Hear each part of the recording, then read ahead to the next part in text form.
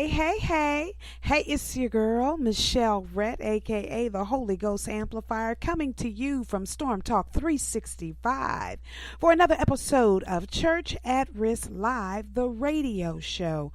Oh my God, you guys know that's my favorite word. I am so excited. My second favorite word, to be back on the air with you. Big shout out to Miss B, Jamise Wilson, Myra Fry. Love you guys for all that you're doing on Storm Talk 365. Just what a wonderful, wonderful network the Lord has blessed me to be a part of. And so I am excited, as Miss B would say, about so much that's going on for our radio show and our radio network. Some of you don't know, we are now have a new show on www.ktgdsradio.com. We have on Mondays at 1 o'clock p.m. the Michelle Rhett Show, and you can hear this week's show pre-recorded on Saturday. So I'm going to encourage you to listen to the show on Saturday at 10 a.m. on Storm Talk 365, or you can go to YouTube. I'm talking about racism.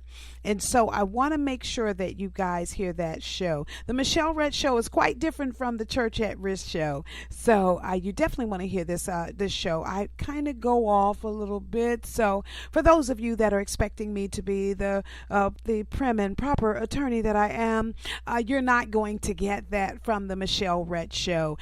Thank God for people like Miss B and Elder Byron who have given me this outlet and allowing me to talk about the things that I believe are important and to control my content. And so that's just really, really important for me. How often do you get someone that actually says you get to control the content? So typically on the Michelle Rhett Show, we talk to people who are making changes in this world, significant changes. And so the show is about local heroes. But one Monday out of the month, and as soon as my schedule comes out, you guys will know when that Monday is, I actually sit down and just have a girlfriend chat, and it is me raw. I'm telling you, straight, no chaser, raw. I am telling you about everything that's coming to mind. And so, of course, this week we are talking about the Charlottesville massacre. And so I will have just a few words to say about that on this show. But for those of you that are just joining in, welcome to the Church at Risk Live radio show, where we talk about the issues that plague the churches and the faith-based community with regard to the law. And of course, I would be remiss if I didn't tell you guys we are close to that time. We're about 80-something days away from the 2017 Church at Risk Interfaith National Summit. That's the gathering of Christians, Muslims, and Jews as we come together to dialogue about the thin line between church and state, the blurred lines of the law and religion. And so we are very, very, very excited. We've had so many challenges this year, but we've got a great line up. I'm going to talk to you today about two of the awardees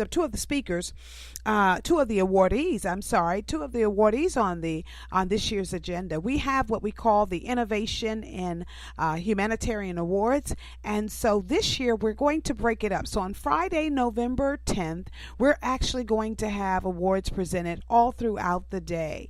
So typically, if you were with us last year, it was just a one event and it was held at lunch. This year, it's a spectacular affair at night, and you can wear what you want. I don't care. You don't have to come in there with after 5. You kind of wear what you want. It's going to be a shindig, and you don't want to miss it. And tickets are on sale separately for the gala, but throughout the day on Friday, November 10th. So the summit is November 9th through the 10th at the Renaissance Capitol View Hotel in Arlington, Virginia. I keep telling y'all, the rooms are gone. So make sure you make your reservation. We have special registration prices right now through August 31st. 100 and not 100. For the first 150 people, you get to register for half price. And so we want to make sure you avail yourself of that, because the price is going to start etching up and you're going to get into that regular registration price in just a few weeks. And so we want to make sure that all of our friends and loved ones and supporters and the faith-based community, civil rights lawyers, Christians, Muslims, and Jews can be able to afford this on every level. So small churches, large large churches, attorneys, civil rights lawyers, faith-based communities, community organizations. All of you are invited to the 2017 Church at Risk Interfaith National Summit being held in Arlington, Virginia on November 9th through the 11th, 2017. Okay, so that said, I want to tell you a little bit more about the Innovation Award. So these awards look at people who have taken and defined humanitarian service in their roles, in their professional lives. And so it's carried over their personal desire to serve the community or to serve nations or to serve underserved communities has basically spilled over into their professional lives. And so, and such a great way that they are changing. They are change agents in this nation. This year, we've got 3 categories, and so let's talk about them.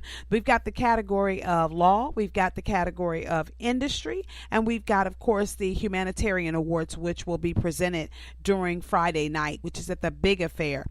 But on Friday, we are giving the industry awards. Anytime during the day, you'll have a variety of awards. So at our breakfast, there'll be an award. At our lunch, there'll be an award. So join us for those special events and support your friends. So I want to tell you right now, 2 of the honorees, there are 12. So 2 of the honorees I'd like to focus on, and that is the Prince George's County Executive, Rushern Baker. Yeah, that's my boy. I've been a supporter of his for many years, known him for about 20 years, and the board voted unanimously and that we honor him. He is coming to the close of his term, 8-year term as the county executive of Prince George's County. As many of you know, one of the largest and most wealthiest African American communities in the United States today. And so Rushern has been very instrumental in bringing us the National Harbor and MGM Grand Hotel right to the DC area. We have this beautiful harbor. There are tons of events. We have the Gaylord Marriott Hotel there's other hotels as well, but just a beautiful, beautiful area and event center for the Washington, D.C. area. He has brought tons of jobs to this area as well, employed lots of people, focused on the visions of the small minority, the small entrepreneur, just really has planted so much in Prince George's County and made a national name for himself. And so we are taking the time to honor the Honorable Rushern Baker for his service in the community, but we're going to talk about his private life. And so his private life, we're going to have an interview with him on the show. His private life is what will bring you to tears. And so stay posted for that. I will be giving out the schedule for all of our interviews that will start in September. And so you want to hear the Prince George's County Executive Rushern Baker's interview. Second, we are going to interview a woman that took nothing and made it into something. And that is Dianna Oliver. Dianna Oliver is the president of the D.B. Oliver Insurance Agency. And most of you may not know who that is. However, she has about 300 clients, churches and organizations that she represents single-handedly.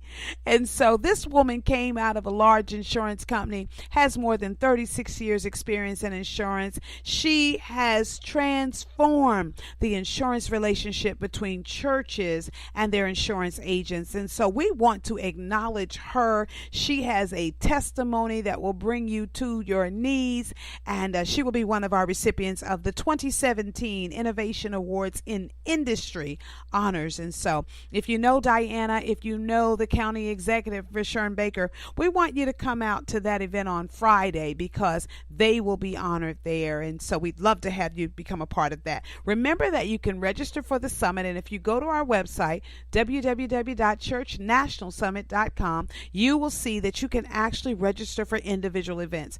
This is one of the few organizations that allow you to do that. I think if you give me 5 minutes, you'll be back next year and maybe you could stay a little longer. So I'd like to have you at the 2017 National Summit this year. We're calling it the Interfaith because we're asking Christians, Muslims, and Jews to come together. And we're going to talk with John Sibley from Harvard University School of Religious Studies in a few weeks about Thursday night. Thursday night. Say to yourself about Thursday night.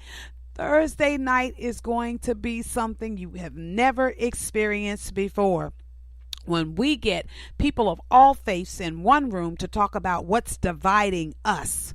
That is a critical discussion to have, and we will have Christians, Muslims, and Jews talking about what's dividing us. I think I mentioned to you guys that Pastor Lance Watson is going to be representing the Christians, and we have added, oh my God, we have added Deborah Barr from D-Bar Ministries out of First Baptist Church Glen Arden. Yes, First Baptist Church Glen Arden is representing at the 2017 Interfaith National Summit. So we're very happy to have Deborah Barr. We'll have a full interview with her on September 11th. That's on my Monday show. Monday, the Michelle Rhett Show. Monday, September 11th, we will be interviewing the incredible ministerial voice that has brought love and compassion to the LGBTQIA community. Pastor Deborah Barr will be here in the house. So we are very, very excited. So you guys tune in to hear us on Monday at 1 o'clock for the Michelle Rhett Show on www.ktgdsradio.com, or you can hear the replay on Saturdays at 10 a.m. But for those of us here now, we're here for Church at Risk, right? You said, let's get to the business at hand. Church at Risk. So it's been a few weeks, and I have not had an opportunity to speak to you. The summer has taken a toll, and I am now back for the rest of the year. So all of the shows that you will be hearing going forward will be new shows. Yay! They will be new shows. And so I want to talk about something today. I always like to give you a little nugget. So in the 20 minutes that we have left, let us talk about church crisis plans. This is a huge issue. Church crisis plans. And I hope everyone understands what I'm talking about. Church crisis plans. Churches have more crises than many organizations. And so we want to make sure that every church, every organization that we deal with has some sort of church crisis plan. And when I say church crisis plan, crisis, what is a crisis? I think that's the first thing that we have to think about. What is a crisis? Because most people don't know why they would need a crisis plan, because they don't know what is a crisis. A crisis is anything that you did not expect to happen. So it's anything that's beyond the normal daily activities or weekly activities that occurs in your organization. Can be called a crisis, right? You wake up in the morning, you're listening to the radio, and you hear that one of your members has been in a car accident, or one of your members has been shot, or one of your members has engaged in some sort of criminal activity. That's a crisis. You wake up, you find out that your school that you have operated for 12 years is now closed. That's a crisis. It was closed based upon some sort of violation you didn't know anything about. That's a crisis. And so what I want to talk to you guys about today is I want to talk about making sure that you're ready for it. Because what I see on my end as a church, as an advisor to more than 200 churches, and that is you're just not prepared. You're just not prepared. But you have got to put a plan in action before the crisis happens. And let me tell you, it will. It's like Murphy's Law. What can go wrong will go wrong. You never know the moment that your organization is going to be drawn into a lawsuit, drawn into a political frenzy, drawn into a media frenzy. You never know. And there are certain guidelines that I want to talk to you about on today. You got to have a crisis management plan in place. And you guys know you can call us. Call us at the Maximum Driven Results Group, our parent company. We do them all day long. But a crisis plan is critical, and it's important that every member of your organization understands and is familiar with the procedures in the crisis plan, okay? Because this is just one part of what you have to do to basically get a handle on things that you weren't aware that were going to happen. So we want to talk about having this plan, having a communications plan. That means, what do you say? Who says it? Who's going to be the representative for your organization? Because let me tell you something. When the media is involved with anything, you've got 90 minutes. You've got 90 minutes. I talked to a pastor the other day, and there was a crisis. It was all over Facebook that involved someone at his church.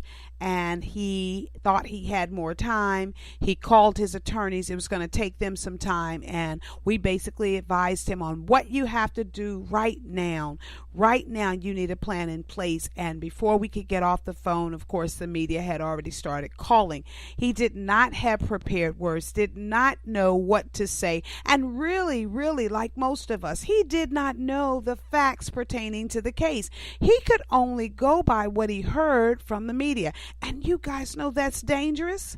So he didn't know enough. He didn't know what was actually going on. And so he was trying to put a fire out to which he didn't have adequate information. And that's what we see a lot with nonprofit organizations, is that you don't have the right information because you have not established a procedure for who is going to answer or deal with these types of issues. And you have to have that. You have to have a communications plan. What does the pastor say? Who does the pastor call? Depending on who finds out about it. What do you do in those initial minutes? And that's what's really important. So I want to make sure that you realize that you've got to develop in your crisis plan a communications plan. Who says what, when, how, where, right? Okay. The second thing I want you to talk about is developing your crisis team. You've got to have contact lists. You've got to have a list that works where somebody who's off site, it's almost like, you guys familiar with the show The Designated Survivor with my boy Kiefer Sutherland? I love that show. It's about understanding that the government has a designated survivor when we do the State of the Union address. And in this particular series, the members of Congress, someone blew up the Capitol, the U.S. Capitol. God forbid this would happen, but this is TV land. Someone blew up the U.S. Capitol. And what we didn't know was they were thinking that all of the congressional representatives were killed. However, the government has a plan called the Designated Survivor. And so that's what this show is about. They chose a designated survivor who they knew could not lead the country.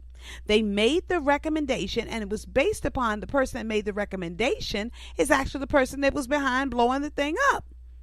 So it was to get someone who they knew they could basically use as a puppet, right? And so that just didn't work because my boy Kiefer Sutherland is the man that's playing the role. Yeah. I love him. I've loved him since a child. He's doing a great job. If you want to see great television, you want to look at Designated Survivor. It is really great television. But that's what this is about. Having someone designated. When you talk about a team, someone should be designated that is not going to be on the premises, that can take action. So I'm looking at the news. I hear something. I make a call. Who do I call first? Find out, you guys aware of this? They're talking about your playground. Yes, we're aware of it. Okay, jump on the next call. But you got to have this communications dialogue going on while you are processing for the crisis. And that is critical. While you are processing for the crisis, there should be other people other than the executive director of the organization or the CEO of a company. There should be a unified team effort for how you're going to handle that crisis. Okay, you have to update these lists that you're going to have. So you're going to have a list of persons that say this one calls this one calls 25 others, this one contacts the parents, this one contacts, you've got to be able to decide who's going to do what, and you need to decide it in advance, because let me tell you something, it really does not work when it is already a crisis. If you wait until the crisis starts, you are already too late. You will never be able to catch up. I have seen it where people have come to the doors of pastors' houses or what they call parsonages, and they have asked them about something, and the pastor says, well, I don't know anything about it, but it didn't happen at the church. Well, you don't want to say that, particularly when you know it's someone that worked for the church. But there are just things that these pastors said, hey, Michelle, we just didn't know. We didn't know what to say. You have to have a PR person on hand, not someone that you have to hire, but someone that you can pick up the phone and say, hey, this has reached social media. It's on Facebook. It's on Twitter. It's on Instagram. It's on Snapchat. It's on all of the venues, YouTube. What do I do? And what I would suggest to you, my brothers and my sisters, is is that you make the plan for what you're going to do in a crisis way in advance. So you want to make sure that you have a communications plan, that you have a contacts list with all of the available people and the numbers. So we're not just talking about cell phone numbers. We're talking about how do I get in touch with you at any old time, right? That's what we're talking about here. So you want to make sure you have these contact lists. You want to make sure that you update these lists every 6 months. Every 6 months. In a church, we should include the pastor, the program ministry directors, the key leaders in the church, the administrative staff of the church, the school. If you have a school, you want to make sure you have the principal, the superintendent, everyone. And then, of course, the whoever your director of communications is. And you have to have that sort of position. Even if that position or that person does something else, you want to make sure that you have designated a position that deal with the public. When something gets outside of the four walls of the church or the organization that deals with the public. And on your contact list, make sure you have the person's name. And if that person has an assistant, put that person's name. If that person's going to be the one that's going to be calling from the home, put the person's spouse name, the child's name. Put something so that when that call comes through for your organization, the people that are on the receiving end of the call understand that it's a serious emergency and that certain things need to happen in a certain amount of time. And so remember, time is critical because the law can hold you responsible for not acting in a certain amount of time. So you have just a few hours. With regard to media, remember we said that when it comes to media, you have about 90 minutes. When it comes to police, you have about 24 hours. That's all you get. Okay, so you want to make sure that you do this. So you want to make sure you have this contact list. You want to make sure that you get other departments involved so that everybody is aware. Even if you have to do crisis management training, that's a way to bring everybody in to talk about how we're going to handle certain things. Make sure that you take advantage of meetings that you have and even have impromptu. You all remember that. Remember the fire drill? I know they still have fire drills, but remember the fire drill. The fire drill was to get us prepared for a fire, right? You have to do the same thing with a crisis management plan. First, you've got to get all of your stakeholders involved, and the next thing you have to do is start practicing it. Does it really work? How long does it take to get so-and-so on the phone? He's a doctor at a local hospital. And so you can't get him on the phone, so he can't be in this. We can't have him on this list because the person that's responsible for activating that list is going to be using the people that's on the list. And so you have to routinely make sure that the people that you have selected are in fact available. One of the things that I would say is make sure everybody knows about the plan, but I think particularly with the faith-based community, what I would recommend to you is that you establish a relationship with the media. I don't understand it. You cannot operate in a vacuum. It is time for faith-based organizations to establish solid relationships with the media, because that's how you get your information. I often remember being involved in a major lawsuit and people say, "How did you find out?" And I said, well, it was blankety blank on Channel 7 News who called and said, this is going to become a problem. You have probably 3 days, but we just don't know. And so it was it was a notice that my organization needed because we did not have 3 days. We had 1 day. And on that second day, the media showed up. So we had already been given a heads up. So you want to have a relationship with the media so that they can tell you certain things and that they can understand what's important to you. And then they can explain to you some of the things that are actually taking place that may impact your organization. Okay. So I think that's just really important and something that every person and every organization should do. You always want to have a public relations consultant or somebody who knows how to speak to the media, who knows what's important to the media, who keeps their ear to the ground as far as the information that's going to be needed with regard to what's happening in the public, if and in fact it pertains to your organization. Okay? So I want to talk more about this team as well that you're going to be establishing as the crisis management team. I want to talk a little bit more about that. I want to make sure that you plan out the meeting schedule and that you get these people acquainted with each other so that they know how to what to do, when to do it, who to call. That's very, very, very important. We just want to make sure that you guys know that there is a process here. But you want to create a team, and even if you don't have a team in place, I would suggest to you that you create a temporary team. Just put something in place. You want to make sure that you have a contact list for the media. So not only are you going to have a crisis list for your internal operations or your internal team, you're going to have a crisis template or a crisis plan for the media. So who do we call? What's the reporter's name? What's the reporter's contact information? Which media network or outlet are we talking about here? When's the deadline? When is the best time to submit anything? How can we get ahead of the story? Because the number one thing, my brothers and sisters, when you're dealing with a crisis, is to make sure that you get ahead of the crisis, that you can get ahead of the story. Oftentimes, we just can't do that. Sometimes there will be situations that will just knock you upside the head. You will be blindsided. Your organization will be blindsided. But let me tell you something that I've learned in more than 30 years about this. That's few and far between.